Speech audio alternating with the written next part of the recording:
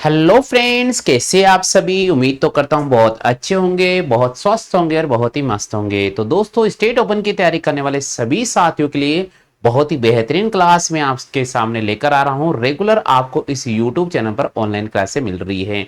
तो चलिए दोस्तों, आज मैं आपके सामने राजनीति विज्ञान और चैप्टर नंबर 25 लेकर आ गया हूं, क्योंकि दोस्तों यहां से पक्का एग्जाम में क्वेश्चन बनने वाला है। और क्वेश्चन बनेगा कि मानवाधिकार से आप क्या समझते हैं और मानवाधिकार की प्रमुख विशेषताओं को लिखिएगा। दोस्तों पक्का ये 5 नंबर का क्वेश्चन बनने वाला है। तो दोस्तों एग्जाम में आने वाला इस चैप्टर से जो इंपॉर्टेंट क्वेश्चन है वो मैं आपको कंप्लीट करा रहा हूं। निबंधात्मक क्वेश्चन है, बहुत इंपॉर्टेंट है। वीडियो को पूरा कंप्लीट वॉच करना है।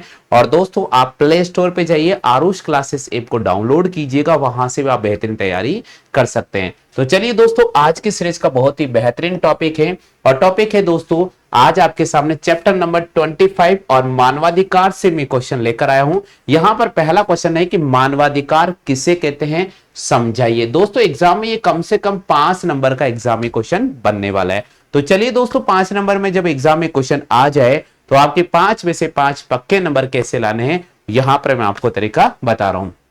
मानवाधिकार के बारे में इस मूलभूत तथ्य को हमें याद रखना चाहिए कि ये किसी राजा अथवा किसी राजनीतिक संप्रभु द्वारा दिया गया उपहार या पारितोषिक इनाम तो नहीं है। यानी पहली लाइन ये लिखी गई है कि भाई मानवाधिकार का मतलब है कि मानव के अधिकारों की रक्षा करना। मानवाधिकार का मतलब होता है कि मानव के अधिकारों की रक्षा करना।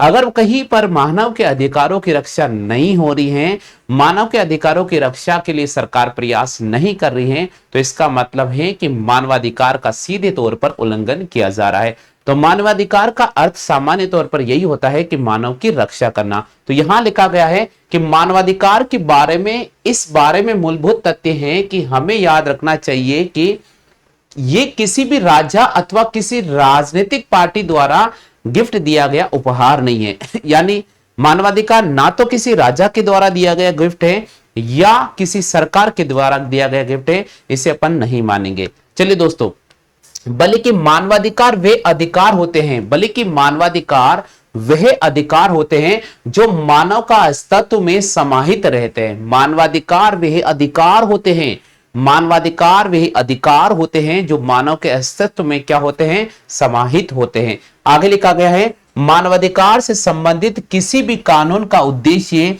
उनकी पहचान करना, उनके प्रयोगों को नियमित करना तथा उनसे संबंधित मामलों को लागू करवाना होता है। बिल्कुल यहां पर फैक्ट बात बोल दी है कि मानवाधिकार का प्रमुख उद्देश्य है दोस्तों कि किसी भी कानून के उद्देश्य को लागू करना, किसी भी कानून के उद्देश्य की पहचान करना, किसी भी कानून के उद्देश्य को संबंधित मानव की रक्षा हेतु उसका अध्ययन करना। यानी यहां लिखा गया है मानवाधिकार से संबंधित किसी भी कानून का प्रमुख उद्देश्य है कि उसकी पहचान करना, उनके प्रयोगों को नियमित करना तथा उनसे संबंधित मानवों को लागू करवाना ही मानवाधिकार का प्रमुख उद्देश्य होता है।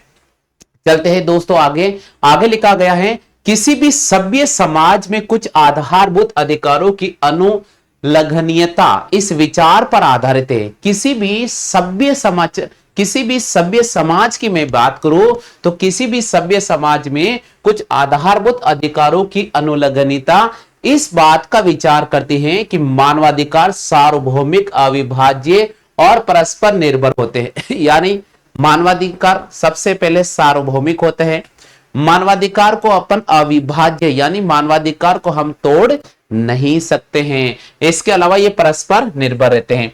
आगे लिखा गया दोस्तों, मानवाधिकार के लागू होने की व्याख्या में कहा जाता है कि इससे गौरवपूर्ण मानव का अस्तित्व के सभी पक्षों को शामिल किया जाएगा। यानी मानवाधिकार के जो अधिकार होते हैं उनको लागू करने का एक प्रमुख उद्देश्य ये होता है कि मानव से संबंधित सभी लक्ष्यों को इसमें शामिल किया जाएगा ताकि सभी मनुष्य मानव जाति के परिवार का सम्मान का हिस्सा बन सके। मनुष्य की गरिमा ही मानवाधिकार का सार होता है। इस पक्ष की व्यापक समझ और व्यक्ति की गरिमा के क्षेत्र को समझने से मानवाधिकार के सही क्षेत्र को परिभाषित किया जा सकता है। यानी यहां पर सीधे तौर पर यह लिखा गया है कि अगर किसी भी मनुष्य की हमें रक्षा करनी है, किसी भी मनुष्य के सभी अधिकारों की हमें रक्षा करनी है तो हमें मानवाधिकार की परिभाषा को सही ढंग से समझना होगा। मानवाधिकार सार्वभौमिक, अविभाज्य और परस्पर निर्भर होते हैं। मानवाधिकार के लागू होने की व्याख्या में कहा जाता है कि इसमें गौरवपूर्ण मानव का अस्तित्व के सभी पक्षों को शामिल किया जाता है ताकि सभी मनुष्य मानव जाति के परिवार का सम्मान का हिस्सा बन सके। मनुष्य की गरिमा ही मानवाधिकार का एक प्रमुख सार होता है। इस पक्ष की व्यापक समझ और व्यक्ति की गरिमा के क्षेत्र को समझने पर मानवाधिकार के सही क्षेत्र को हम परिभाषित कर सकते हैं। तो चलते हैं दोस्तों आगे।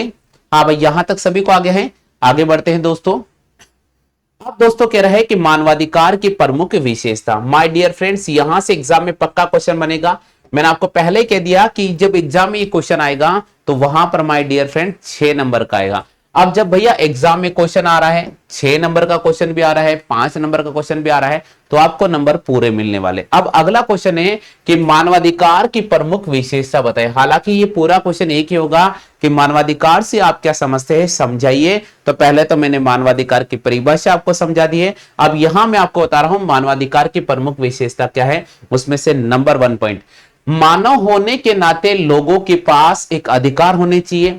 मानवाधिकार सार्वभौमिक होते हैं। मानवाधिकार सभी लोगों का सम्मान करते हैं। मानवाधिकार प्रमुख रूप से वैयक्तिक होते हैं। मानवाधिकार के अंतर्गत मौलिक अधिकार को सम्मानित किया जाता है। ये देश ही नहीं बल्कि पूरे विश्व में लागू होते हैं। अगर मैं मानवाधिकार की बात करूं माय डियर फ्रेंड्स, तो मानवाधिकार अपने देश में ही नहीं बल्कि संपूर्ण पूरे विश्व में लागू होते हैं। तो मानवाधिकार की प्रमुख विशेषता है, पहला पॉइंट, मानव होने के नाते लोगों के पास अधिकार हैं। मानवाधिकार सार्वभौमिक है। मानवाधिकार सभी लोगों का सम्मान करता है। मानवाधिकार प्रमुख रूप से वैयक्तिक है। मानवाधिकार के अंतर्गत मौलिक अधिकार को सम्मिलित किया जाता है। यह देश ही नहीं बल्कि पूरे विश्व में लागू होता है। माय डियर फ्रेंड्स, मानवाधिकार की 6 विशेषता अच्छी तरह से पढ़ लीजिए। माय डियर फ्रेंड्स, मानवाधिकार की 6 विशेषता बहुत अच्छी तरह से पढ़ लीजिएगा। पहला पॉइंट, मानव के होने के नाते लोगों के पास अधिकार है। मानव होने के नाते लोगों के पास अधिकार है। दूसरा पॉइंट, मानवाधिकार सार्वभौमिक है। मानवाधिकार सार्वभौमिक है। तीसरा पॉइंट, मानवाधिकार सभी लोगों का सम्मान करता है।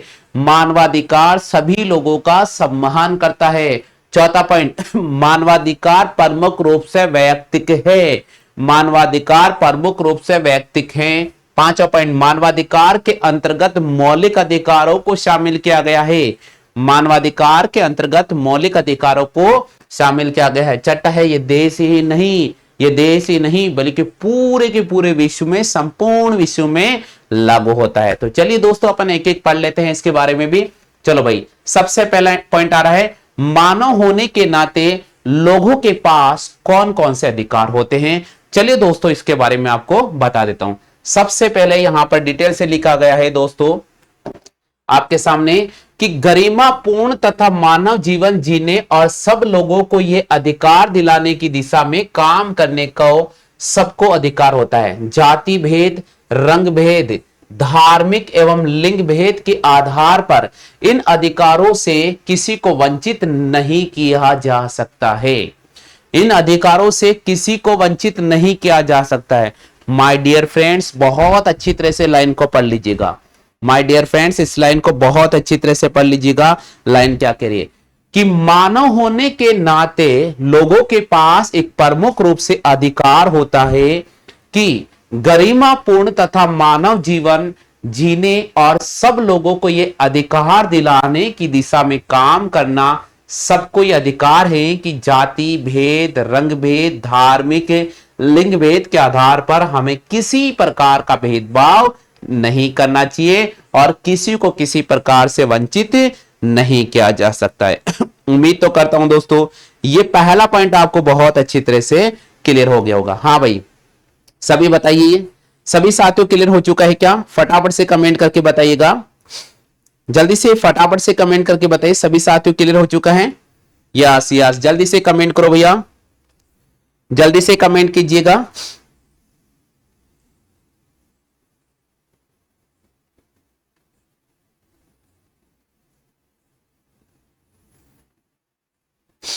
बहुत अच्छी बात है, जल्दी से कमेंट करके बताइए।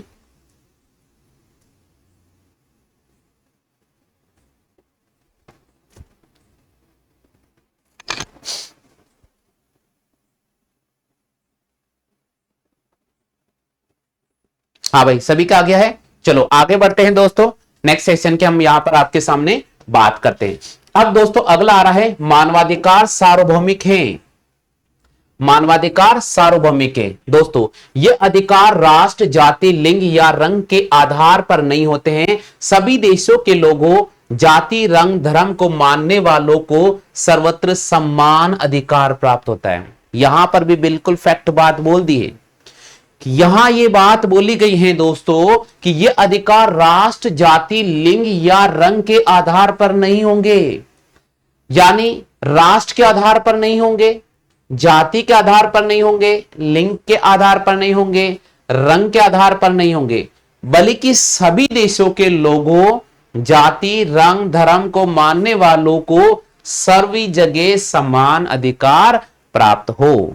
अगला पॉइंट लिखा गया है, विश्व के सभी विकसित एवं विकासशील देशों को इन अधिकारों को अपने अपने नागरिकों के लिए सुनिश्चित करना चाहिए। यहां पर बिल्कुल फैक्ट बात बोल दी है कि विश्व के तमाम वो विकसित देश, विश्व के तमाम वो विकासशील देश, उनको सभी को अपने अपने देशों में मानवाधिकार को लागू करना चाहिए। चलो भाई आगे चलते हैं, नेक्स्ट पॉइंट आपके सामने आ रहा है, मानवाधिकार सभी लोगों का सम्मान करता है। मानवाधिकार सभी लोगों का क्या करते हैं दोस्तों, सम्मान करता है। ये इस विचार का अनुपालन करते हैं कि सभी मानव अधिकार और गरिमा के मामले में समान और स्वतंत्र होंगे।